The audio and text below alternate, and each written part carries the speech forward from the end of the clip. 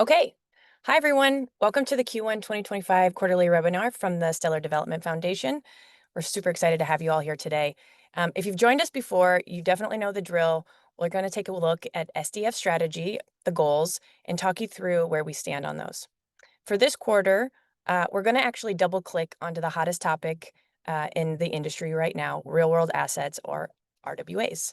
This is a category that's been core to the Stellar Network for the last 10 years, and our ecosystem has spent the decade building the infrastructure and the projects required to meet this moment of adoption, and we're seeing that work pay off. So more on that later. Today, SDF CEO and Executive Director Denelle Dixon, Chief Business Officer Raja Chakravorti, and Chief Product Officer Tomer Weller are here to tell you everything you need to know about what's happening on Stellar. First, Denelle will refresh us on SDF's North Stars and how Q1 stacked up against our 2025 growth goals. Raja will dive deeper into our focus of today's webinar, RWAs on Stellar. Tomer will walk us through SDF's product roadmap, which was released last month. We're going to take a quick look at Meridian 2025, who's excited, and then we'll open it up for questions. Remember, the earlier you ask, the more likely we'll be able to get to your questions, so please submit them throughout the call using the Q&A menu option in Zoom. That is our agenda, and I'm going to hand it over to Denelle. Hey, that's me. Thank you, Ellen. It's the first quarter of the year, and the ecosystem is off to an awesome start. But before we dive into it, I think it's important to start with SDF's North Stars and what drives our work, because it is sort of the foundation that we work from. So first, the involvement of many will help drive toward a future-proof and sustainable Stellar. Second, SDF prioritizes the focus on everyday financial services in pursuit of our mission. And finally, we're building a trustworthy technology stack that advances adoption. So these North Stars continue to guide us closer to SDF's mission of enabling greater access to the financial system by redefining who has access to everyday financial services. So now that we've run through the North Stars, we can dive into our 2025 growth goals, which are big. This year, we have three.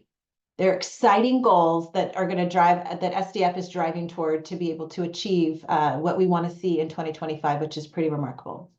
First, we're aiming to place Stellar among the top 10 DeFi protocols by TVL. So TVL is often seen as a DeFi vanity metric, and it kind of is, but we're approaching it differently. For us, it's about anchoring liquidity to real-world use, so driving flows that stay on-chain because they're powering something useful. Second, we want to make it into the top 10 on the Nansen Monthly Active Addresses Index, a signal that projects are delivering real utility to real users on Stellar. It's not just about what's launched, it's about what's used. And finally, as the network for asset issuance and RWAs, we're focused on a 10x increase in the value of real-world assets held on-chain compared to last year. For this goal, we are counting yield-bearing assets only, not stablecoins. It's a demanding benchmark, but it reflects the kind of institutional-grade issuance that we believe drives long-term value. We want Stellar to be on every shortlist when any institution asks, where can we issue, scale, and stay compliant? These are ambitious goals. We set them up that way, but they're the right ones. They reflect where the industry is headed and where Stellar can lead. Okay, so let's take a look at the first goal. Momentum is building in DeFi. With Sorbonne now live and new protocols actively deploying, Stellar is laying the groundwork for a more liquid and accessible ecosystem. This quarter, we set out to enable support in multi-chain wallets and expand available entry points for DeFi users. Further secure the existing DeFi protocols building on Stellar with competitive audits and new tooling, and engage our infrastructure partners like oracles, bridges, indexers to support significant scaling of DeFi protocols on Stellar. So in Q1, Stellar maintained a top 20 in TVL for non-EVM chains, according to DeFi Llama. Thetis, US Try, and Tesoro by Etherfused entered the markets as the first RWA to be DeFi compatible on Stellar. The Etherfused assets are awesome, and they're great for Stellar. We want to see a diverse ecosystem of RWAs that are on the network. That means assets that serve users around the world, not just the US, and it's part of our mission, and it's core to our strategy. So we saw the launch of Hot Wallet, a multi-chain wallet, bring net new users into the Stellar DeFi ecosystem. This is the kind of growth we want to see: steady, meaningful, and rooted in use. Our progress on the Nansen Monthly Active Addresses Index continues. As of Q1, we're ranked 23rd. With the change in the macro environment this year, adoption is on everyone's mind, and we believe monthly active addresses is a metric that will help us understand where Stellar fits into that conversation.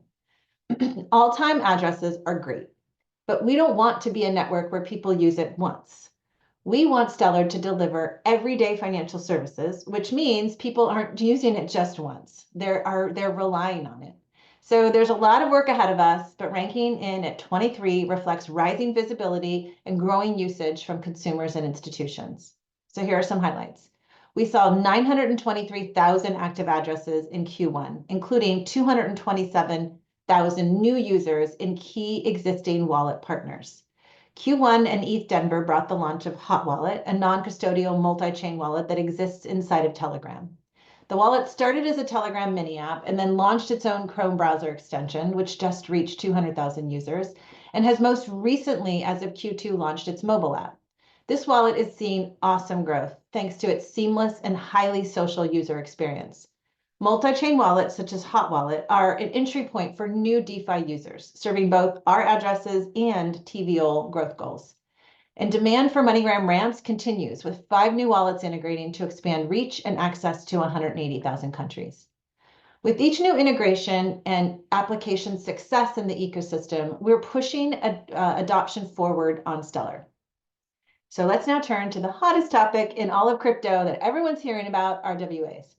For years, the question has been, when will real assets move on-chain at scale? Q1 signals that the answer is now. So while RWAs have always been a focus for SDF, it's been an awesome couple of months to see the excitement and conversation around RWAs outside of the industry explode, which is why we're doubling down on Stellar's leadership in this category. As I said earlier, our growth goal of 3 billion yield-bearing RWA assets on-chain is a 10x increase from last year, and it will solidify Stellar as the chain for real-world assets. We believe giving users access to returns is exactly the kind of everyday financial services that belong on Stellar, and we feel confident that this category is the future of the industry. With 472 million in market cap in Q1, we've got work to do, but 2025 has a lot more in store for the Stellar network. So now that we've laid out the growth goals and where we are with regards to them, let's take a look at the broader network picture of stats and activities. So in Q1, the Stellar network has processed 471 million operations, bringing us to 18.8 billion operations all time.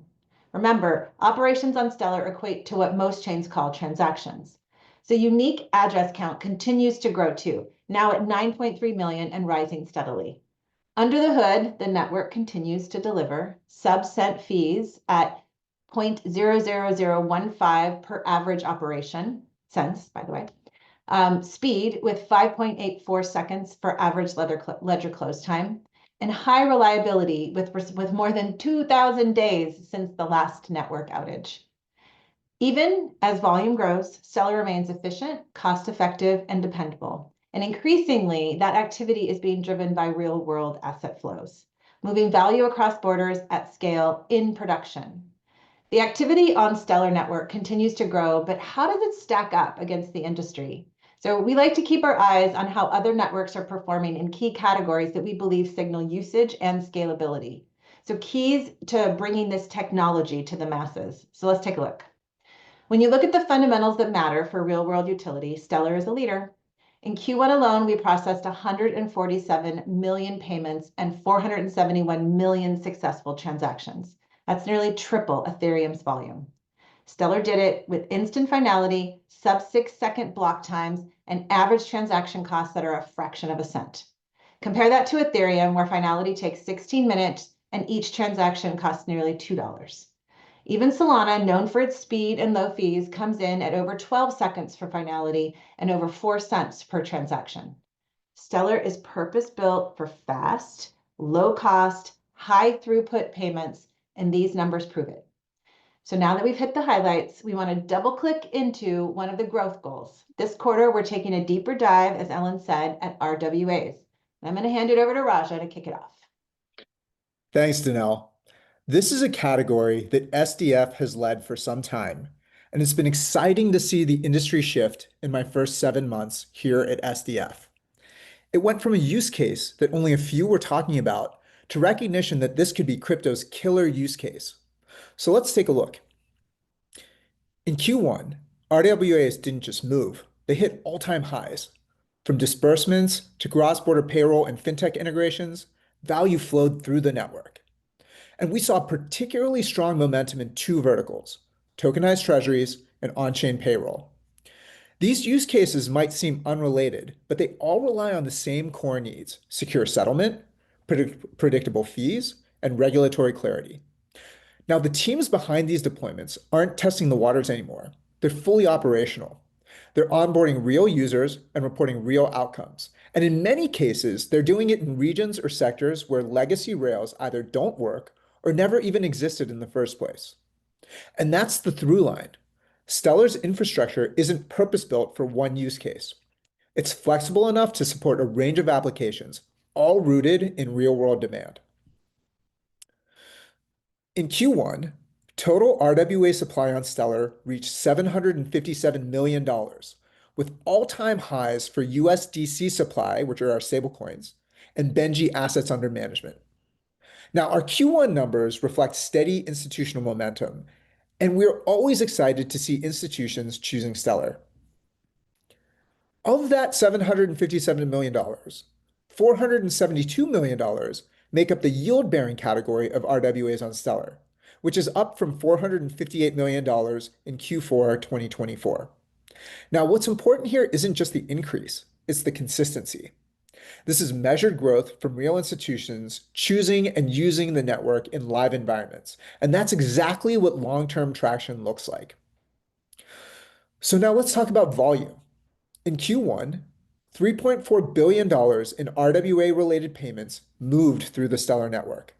These include payments powering healthcare, payroll, and humanitarian finance, amongst many more. And last, but certainly not least, Stellar continues to lead the field in tokenized treasuries, only behind Ethereum. This continues to be a category where Stellar shines. And with more institutions watching early adopters like Franklin Templeton and WisdomTree reporting on the benefits and efficiencies they've gained by adopting blockchain technology, the more interest we are seeing from traditional finance. And that volume reflects something bigger. Confidence is growing. I'm going to hand it back to Denelle now to take us through what that looks like behind the scenes. Great, thanks. It's true, momentum is accelerating. Like Raja mentioned, USDC and Benji reached an all-time high in Q1. Stellar's ranked number 2 in tokenized treasuries. And behind the scenes, we're supporting major global institutions that are actively moving from exploratory conversations to live deployments. So why are institutions choosing Stellar? It's because the network delivers what enterprise-grade finance demands: fast finality, ultra-low fees, and infrastructure that's built for global reach and production reliability. But what really sets us apart is how compliance is built in at the protocol level without compromising performance. It's not an add-on, it's a feature.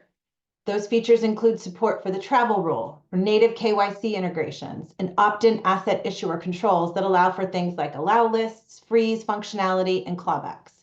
It means organizations can meet their regulatory obligations while still taking advantage of the speed, scale, and efficiency of blockchain rails. This is what makes Stellar unique. It's not compliance or performance, it's both, by design, which has led to engagement from a broad range of players, including some of the world's largest asset managers and global banks, as well as digitally native fintechs that bring speed, creativity, and cross-border use cases.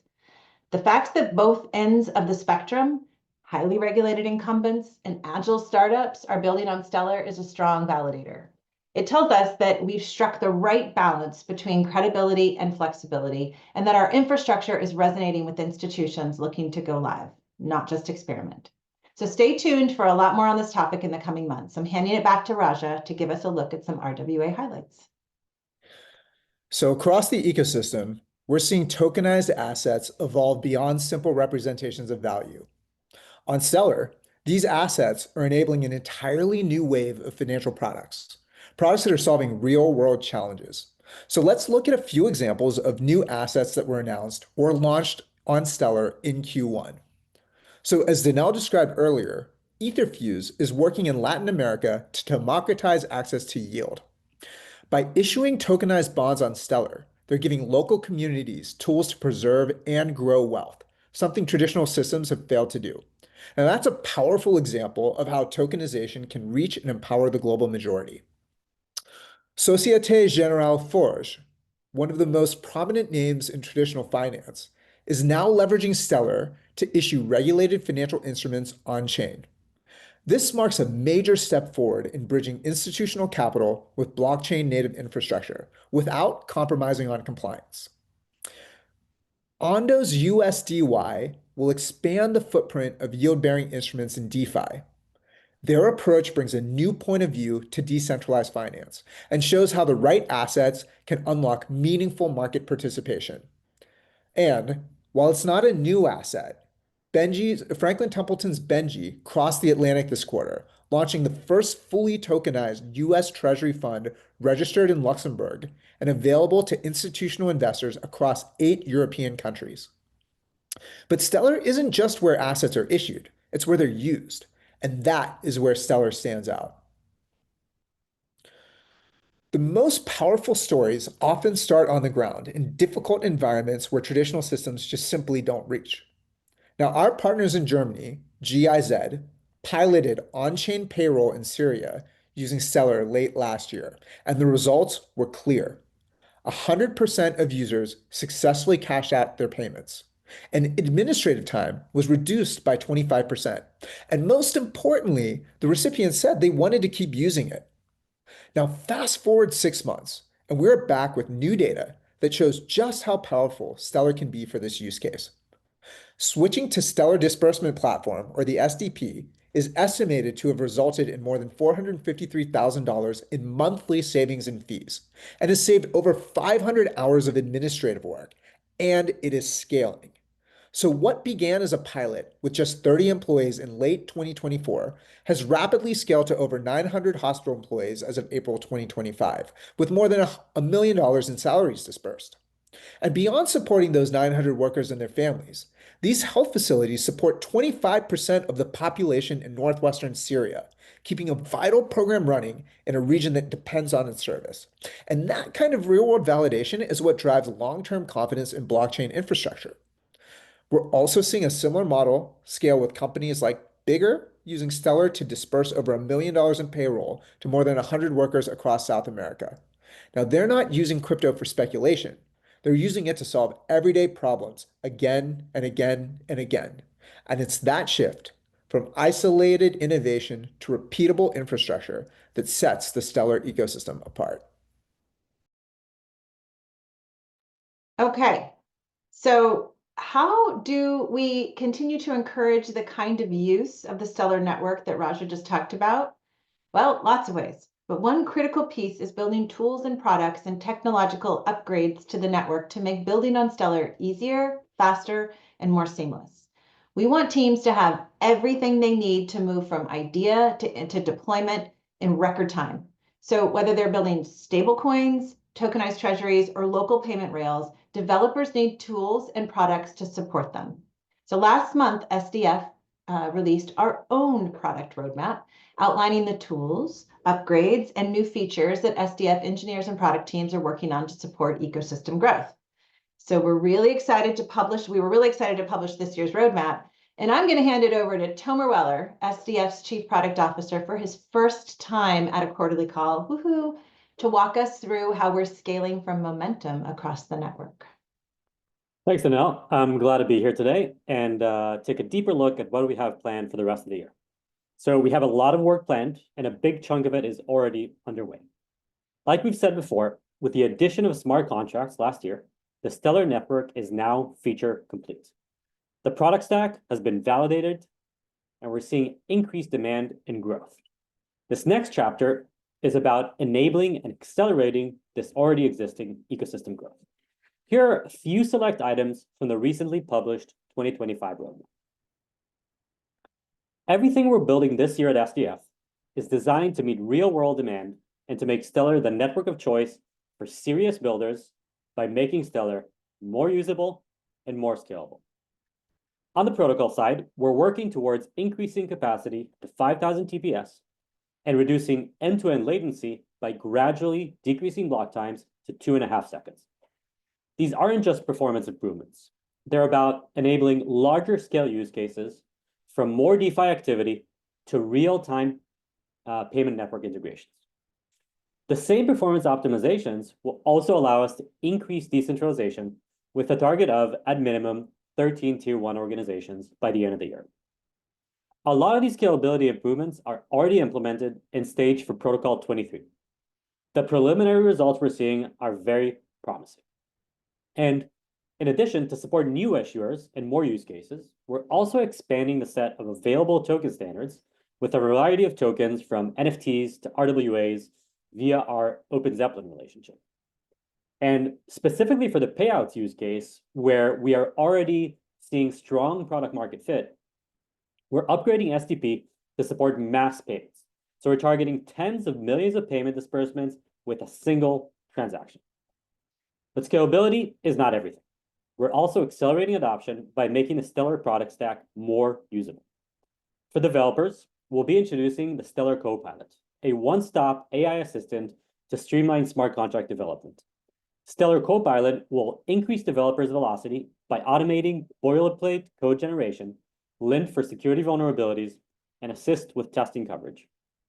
On the wallet side, we're transforming Freighter into a gold standard Stellar wallet by making it available on mobile phones and also adding a plethora of features such as an app browser and advanced auth. Freighter is open source, and we encourage wallet developers to adopt whatever they see fit. As for data, we'll be streamlining development of downstream systems such as indexers by introducing RPC 2.0, which delivers unified token events, reducing the dependency on Horizon. And we'll also be releasing the first stable release of CDP, the composable data platform, which makes it easier to build custom data analytics pipelines on top of Stellar. Finally, Stellar Lab, which is already a powerful web-based dev tool, is getting a smart contract treatment, which will allow developers to easily invoke and debug smart contract invocations right in their browsers. Some of these features are already live, and they're pretty magical. Stellar smart contracts have some of the best developer experience in Web3, and it just keeps getting better. Every one of these upgrades is a direct response to feedback we get from builders, from institutional partners, the protocol founders, and solo devs who are just starting out. So, Denelle, I think you're up to talk about your bench pressing goals, Meridian. Yes, bench pressing goals, getting in ready for Meridian.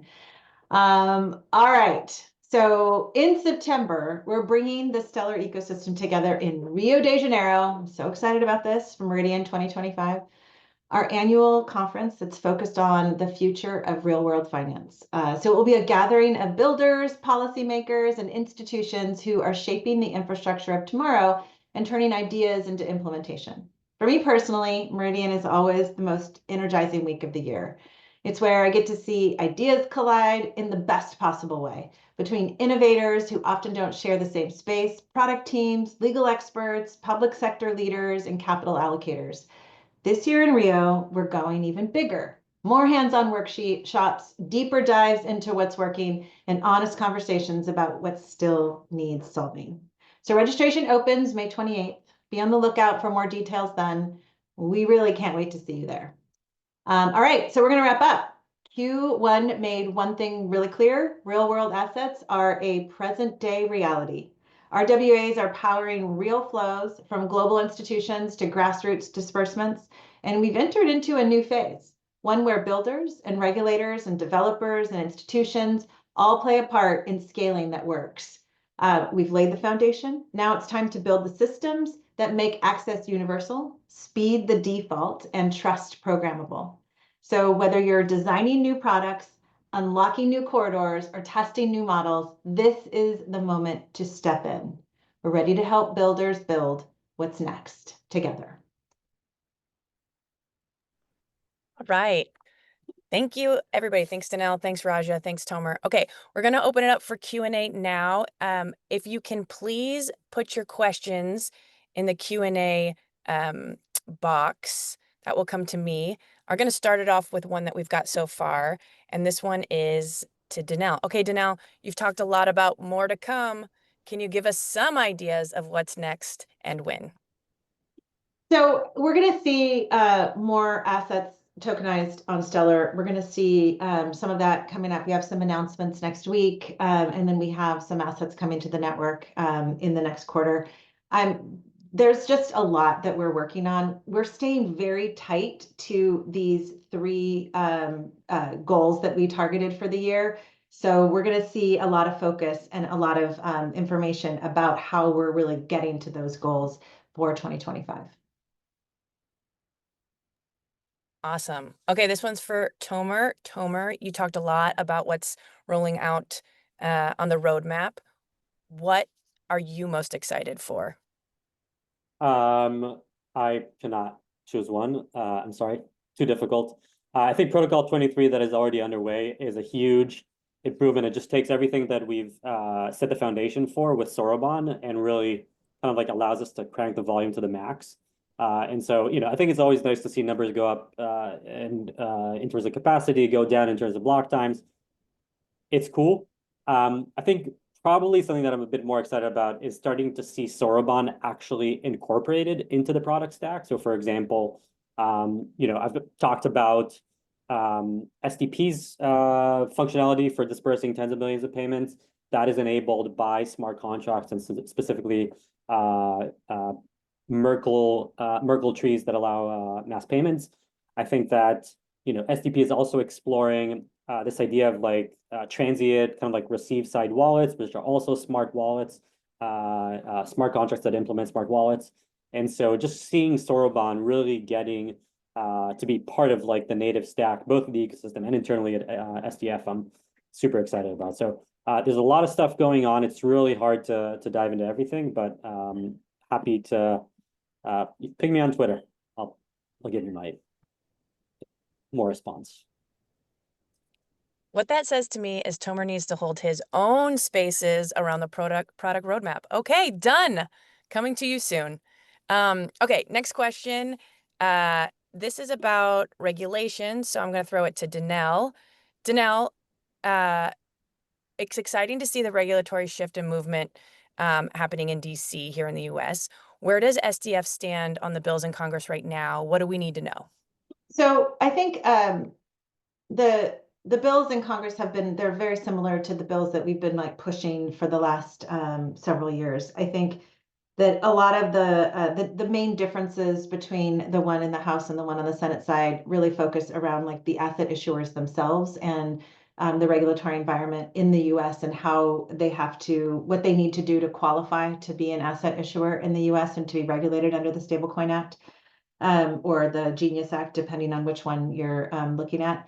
So the good news is I think both of them they really have a lot of the components that we want to see in terms of like what the regulation is really pushing, the one-to-one backing, the fact that you have a state and a federal option. All of these are kind of details in it, but we're supportive of both of them. And we just really want to see stablecoin legislation come through. And I suspect we will in the next quarter.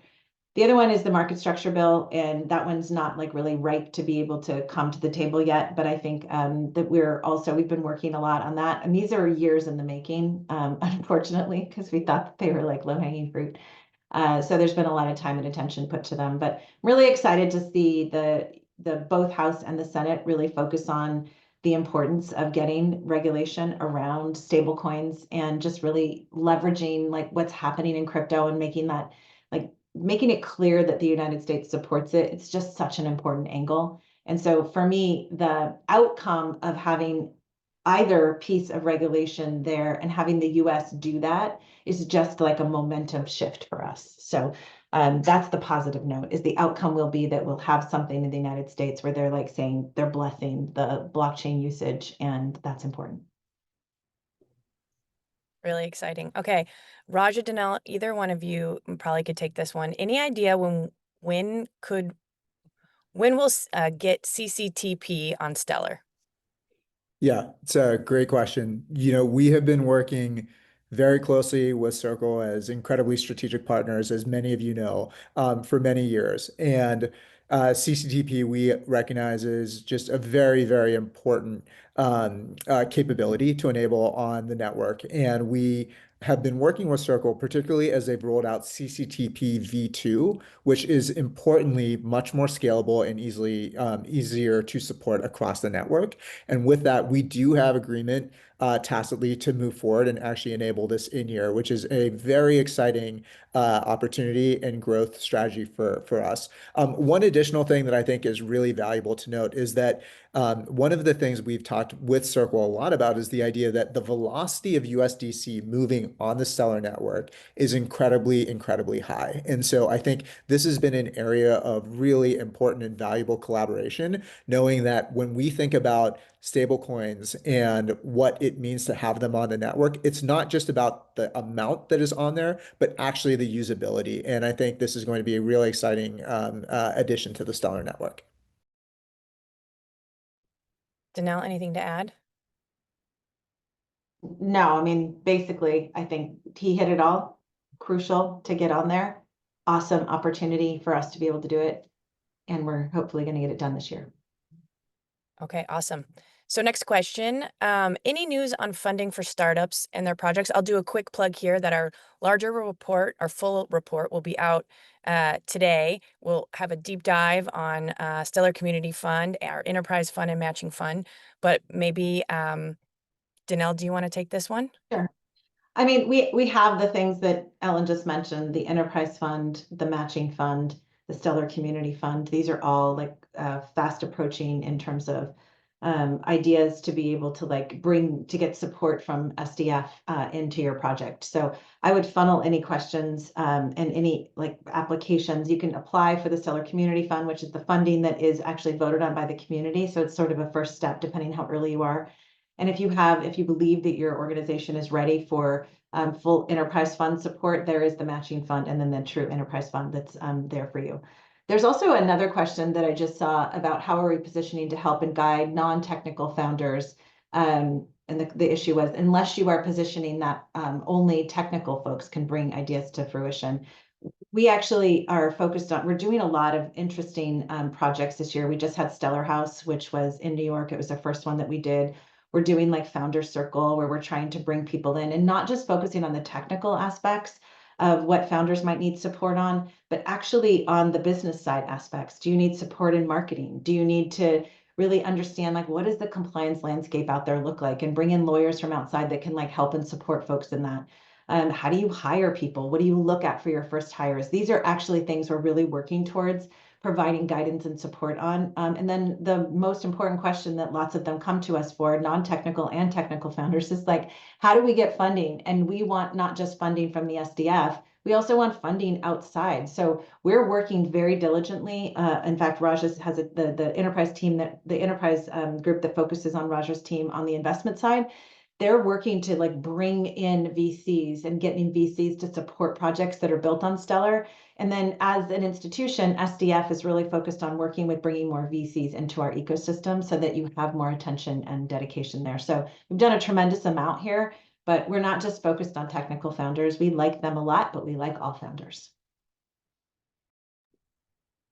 Awesome. And I'm going to throw a link in the chat right now. We actually just made a dashboard public through our ecosystem team on all SCF projects, so people can keep up to speed on what's happening with that program. Okay, Tomer, Denelle, I'm going to throw this one to you. What do you think are the biggest roadblocks to mass Stellar adoption?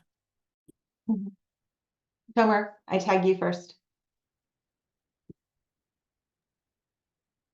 I think the main thing is like we love to talk a lot about in the crypto ecosystem about security and scalability and user experience and all these wonderful things that we love to build. But I think the basic proposition is like you need to deliver the user's value. And so I think that a lot of what we're seeing in crypto right now is just like not bringing meaningful change for users' lives. And I think that if you look at the Stellar ecosystem, it is unique in that, you know, we have stories like, you know, what DCAF is doing in Colombia and what's happening with like SDP in Ukraine. And so we have these like kernels of like product market fit, which shows that the basic value proposition is there. But a lot of these things just need like massive scaling in terms of in terms of growth, in terms of like introducing like new populations to this technology. And obviously, yes, we need to work on all these like amazing technical challenges, but at the end of the day, we need to first and foremost like provide value to users. Yeah, and I think that the if you think about the difference between like this technology and like web technologies, 20 years ago, web technologies didn't have that secondary market of volatile assets that people were focused on. It just had the web technologies. And so people were building applications on top of the web and then seeing value from that build. For the last many years, like there's just been a hyper focus on the volatile crypto assets and not so much on using the tech to be able to provide utility and value. And we're actually seeing that today. And so I think that the fact that more traditional infrastructure is now interested and actively leveraging the blockchain technologies is a real positive. So I don't see that there's any specific blocker for Stellar's scalability as opposed to other chains, by the way. I actually think that Stellar demonstrates a tremendous amount of utility and velocity of asset and movement of value. I think that it's just really getting infrastructure. We need to have more tie-ins to traditional finance so that they can actually be leveraging these assets. And then that's how you achieve scale. You need to solve people's problems, as Tomer said, make it so that we're not actually just like building things that aren't getting to a solution and an outcome that's valuable. But you need to solve the problems, build for the outcome, but then you also need to be able to demonstrate that the technology is actually strong enough to be able to handle traditional infrastructure and to make that move so that they can feel comfortable moving over. And we're there today. We're getting there. Like this is just it's a very big momentum shift in 2025. Great. And we kind of hit it, but we'll just double down here because someone did ask. So on my end in the blockchain solutions for enterprises, what do you see as the lowest hanging fruit that would push Web3 adoption for enterprises? So maybe Raja, Denelle, if you want to talk a little bit about what we're hearing and seeing from kind of that end of the spectrum. Yeah. Sure. Maybe I'll start it and then Danelle can fill in all the gaps in my answers as she does on a weekly basis at management team meeting. I think there's a couple really key areas. The first, I think, is payments. Ultimately, I think payments is where Stellar as a blockchain really was very successful. And I think enterprise payments acceptance, and particularly on a cross-border level, is the thing that is something that will drive continued adoption, and we should continue to drive there. The other thing I think is the topic du jour, which is RWAs. And so certainly we're seeing a number of different use cases depending on where the enterprise sits. If you're talking about a financial institution as an asset issuer and thinking about incremental liquidity, expanding the TAM, all of those things I think are really valuable. I think increasingly using some tokenized products as ways to transfer value, I think are also incredibly valuable for enterprises across the board. And so I think there's some really clear wins and clear use cases. And the good news is we're already seeing this. This isn't like really future facing stuff. These are things that we're already seeing and enabling today. Yeah, and I think that the blocker hasn't been the tech stack. The blocker has been the regulatory environment in the US and also in other countries. And there's just a huge shift in momentum with respect to the regulation. And I think that that actually opens up a ton more doors to be able to make this all work better. So I think sometimes it's the idea that, we've been like crawling for a really long time and everybody just wants to run. And we're to the phase now where we can like stand up and start to walk a little bit and teeter around like 2-year-olds do, so that we can actually move this forward and get to that scalability moment. So I see enterprises really diving in now. Lots of attention there. It's so exciting to see that actually, because it's been what we've been waiting for. Certainly what I've been waiting for. Okay, we've got time for one more, so we're going to end it with our first-time guest, Tomer. It says, I see you focus on increasing TPS. How do you plan to do it? And what would be the value where SDF would accommodate all the volumes generated by RWA projects? Yeah. Any discussion about TPS is problematic because we flatten out like a really big, hairy problem into like one dimension that doesn't do it justice. And so whatever everyone tells you about TPS, they're all lying in some way or another.